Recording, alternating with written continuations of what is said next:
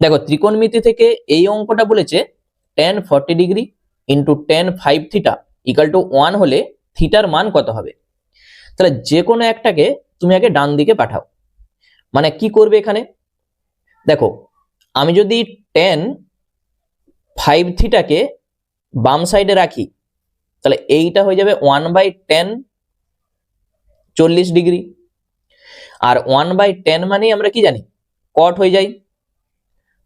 তাহলে এইটা tan 5 theta সমান হয়ে যাবে cot 40 ডিগ্রি। আচ্ছা কটকে tan করতে গেলে আমরা কি করব, দেখো tan 5 থিটা সমান এইটাকে আমরা লিখব tan 90 degree minus 40 degree, cot theta এইটাকে আমরা লিখেছি tan 90 ডিগ্রি মাইনাস থিটা। ঠিক আছে, উভয় দিকে tan আর tan তুলে দাও, তুমি পাবে 5 থিটা সমান কত হবে, 90 থেকে 40 বাদ দাও তুমি পাবে 50। তাহলে এখান থেকে থিটা সমান হয়ে যাবে কত, 50কে 5 দিয়ে ভাগ করো 10, তাহলে থিটার মান দেখো 10 ডিগ্রি, যেটা অপশন এ তে আছে।